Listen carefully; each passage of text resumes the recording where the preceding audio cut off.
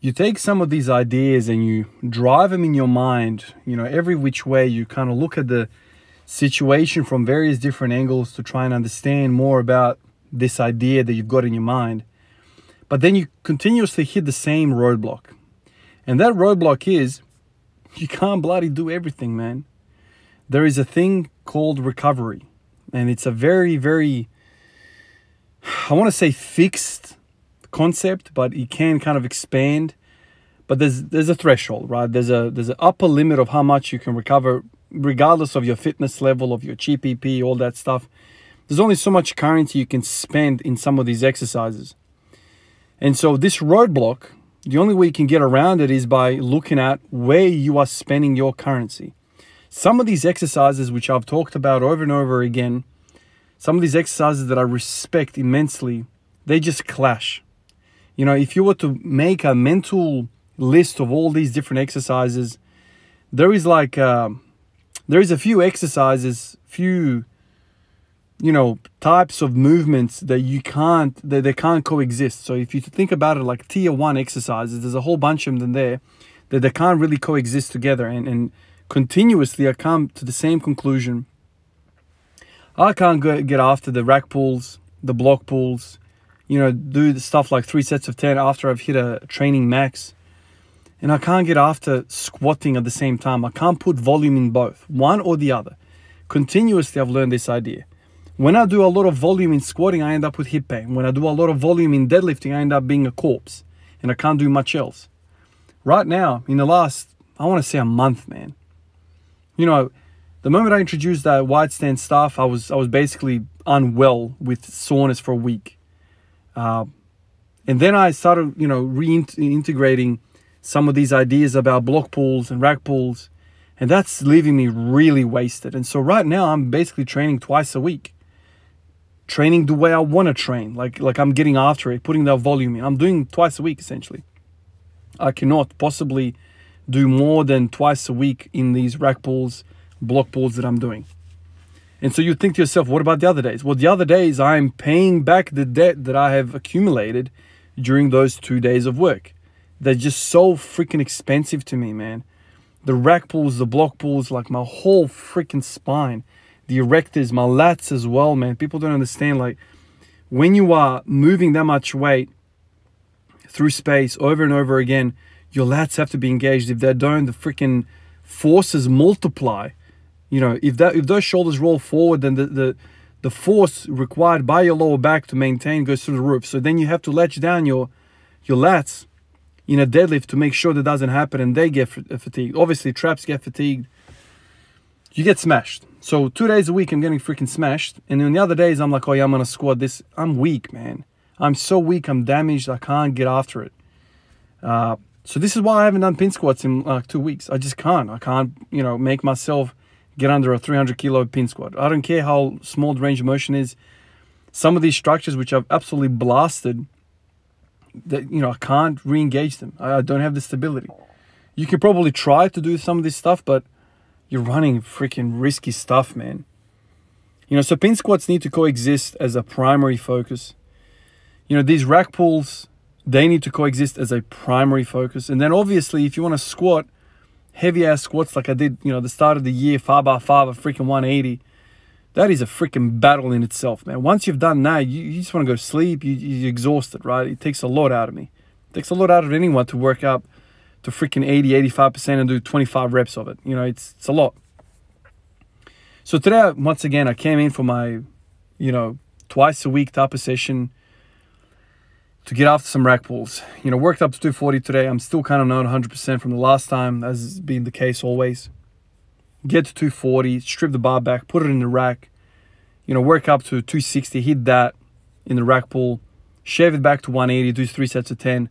And then I'm sitting there, I'm like, man, I'm so freaking fried right now, man. Like, you know, the soreness might not be there anymore, you know, in terms of, you know, literal like pain stimuli, but I'm just flushed, like exhausted. So then I'm sitting there, I'm like, okay, I'll work up the front squats, you know, singles, you know, get through that.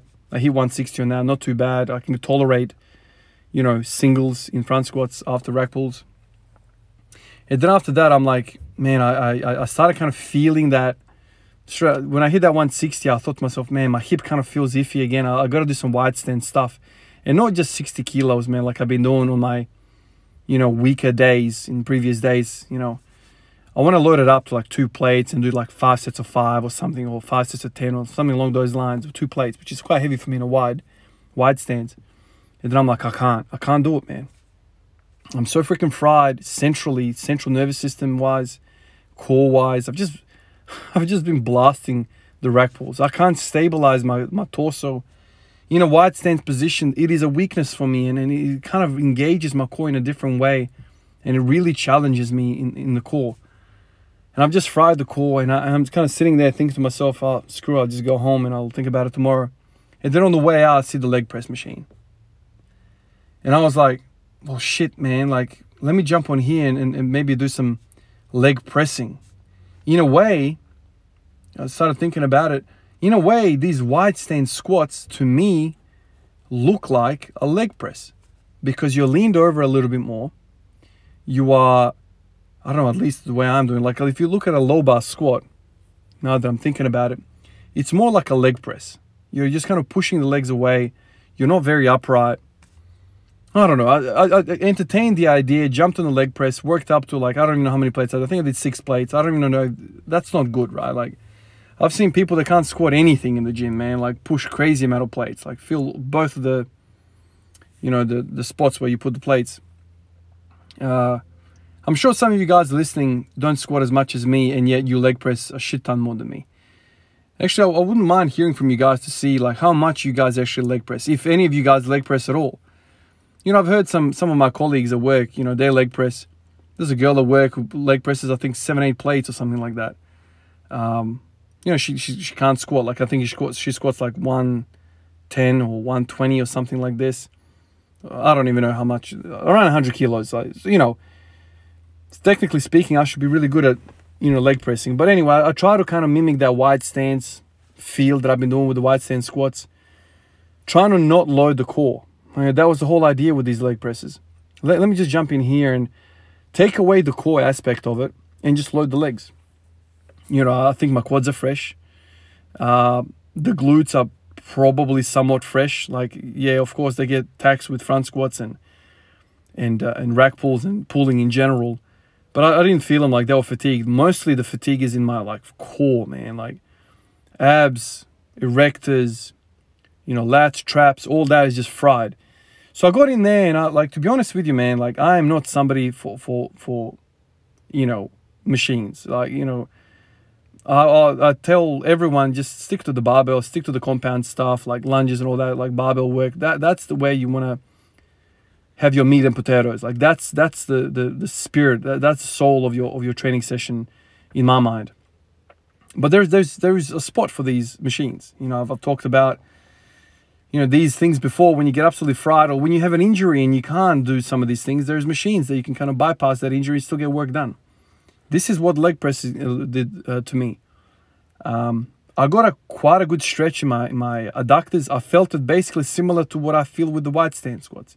Maybe the stance is not as wide as when I do barbell wide stance squats, but you can kind of control it and get deep. And I was really feeling the adductors, and I'm thinking to myself, I might actually be sore tomorrow, even though I've been doing wide stance squats all the time and the soreness has kind of gone away. Leg pressing is different again, and maybe I'll be sore. But I thought to myself, okay, so if I'm gonna spend a lot of my currency recovery points, into this pulling business, which I've had many times, I've had success with it, RDLs, block pulls, rack pulls, that sort of thing usually translates really well to me. I can't get squatting in, so why don't I just do some leg pressing? I think leg pressing in theory is better than leg extensions or leg curls. I'm thinking to myself, maybe this is true. I can remove the upper body aspect of it and just leg press, because I've completely annihilated the upper body, like the core and the back, in the first part of the workout. Maybe this has a place now. Obviously, I don't feel the greatest when I'm in there, and I'm kind of challenging my mentality, challenging my belief systems. I've not done leg pressing. Like, maybe I've done it a handful of times, like in the whole last decade. But I've always kind of been gravitating towards barbell lifts. That's where you want to do So I never really respected leg pressing. But now I'm kind of thinking to myself, well, if you're going to spend 80% of your damn points in pulling, you know, in those rack pulls, you can't squat, man. You can't squat. You're fried. And the legs are just chilling out. The legs haven't, like, when I say legs, I'm talking about quads. Obviously, the hamstrings have been fried. But the quads are just chilling. And you don't have enough core strength, core recovery points to put, you know, crazy ass session into you know, squatting as well. So maybe leg pressing is a thing. I need to think about this a little bit more. But it's a roadblock that I have to address. You know, it's always like black and white with me. It's like either I'm going crazy on the freaking volume with squats and just doing singles on the deadlift, or I'm doing it the other way. Like, I'm sure there is a nicer way to do this. Maybe just do the rack pulls once a week, and then the other time I train really hard, I do squatting, and so just once a week kind of thing. I could probably do that. That would make sense. That could probably be a solution. But right now, I feel like I'm able to hit twice a week. This is the thing, like if I do it once a week with the rack pulls, then I'm not doing the justice in rack pulls because I'm not recovering. I'm recovering quicker than I'm giving it. Oh man. And obviously squatting and deadlifting, there's a lot of, you know, muscle crossover. There's a lot of the similar stuff that you're using. The common denominators in all of this is the freaking core. It's the back strength. It's all of that, like, you're using in both. So maybe leg press has a freaking, you know, has a place. Especially now that I'm thinking, like, I'm not going to put my normal squatting stance on the leg plate. I'm going to go wide, like really, really wide, and basically do a wide stance squat. So I'm doing wide stance squats with a lot more difficulty than what I've been using with 60 kilos and 100 kilos. I think today I worked up to, like, I don't even know how much it is. 6 plates, so that's 120. On the other side, 240. And they say, it says on the leg press, it's a 50 kilo thing, leg plate. So 290 I'm using. Obviously, it's a completely different thing. The weight's not completely on top of you. It's a 45-degree kind of, you know, slidey thing. You know, so it's not 290 like a you know, pin squat. That's not that much. But still, I think I'm loading the legs a lot more when I'm using 290 in the leg press than I am loading it with a freaking 60 kilo wide stance barbell squat. So maybe this is a you know, one way to work around it. Still smash the hell out of the pushing component of the legs, while still putting in a hell of a lot of work on the, you know, pulling aspect of my training. So, I mean, look, it doesn't look the greatest to me, man. But, you know, if I've welcomed wide stance squatting, barbell wide stance squatting, if I'm, you know, challenging my beliefs and you know, everything that I kind of believe in when it comes to, you know, weight training, maybe I should also suck it up and look at myself freaking leg pressing, which is not something that I cared about. But a lot of bodybuilders do it. A lot of people do it. And a lot of people that have stronger legs than me, like appearance-wise, bigger, beefier legs, they leg press. And they say that's how you get the mass. So there's also a hack squat next to this machine. You know, you could also do that. So this is where machines, you know, I guess have some respect in this thing, because maybe this is where the whole thing started. You know, somebody got after the barbell lifts and felt like the core was spent to do anything other, and then people started thinking outside the box to try to come up with equipment to have the common denominators rest. You know, I don't want to smash the core in again with the freaking squats. I've just smashed them with the pulling. So I don't know, something to think about. I'm definitely going to ponder about this tonight, think about it. It's just so freaking easy. You know, it's like bench press to me in a way. You're laying down, man. Like you're 90 degrees. You're sitting down and you're working out. Like, to me, it's like a joke. What are you doing, man? Like, if you're gonna work out, go work out. Stand on your damn 2 feet. I'm challenging my belief systems here, definitely. Anyway, guys, look forward to your opinions on this matter. Do you guys leg press? You know, I imagine a lot of you leg press. You know, you're probably gonna say, like, you know, some of you guys leg press like 300-400 kilos or something like that. I don't even know. And there's probably variations in the machines and the angles and whatnot. It's hard to kind of quantify, you know, who's doing what. But anyway, that's where my mind is at the moment. Appreciate all of you guys. Thank you everyone on Patreon, especially the fellas on the screen here. Really appreciate you guys. Discord, Instagram, YouTube comments. I'll catch you guys there. I'll catch you in the next one. Peace out.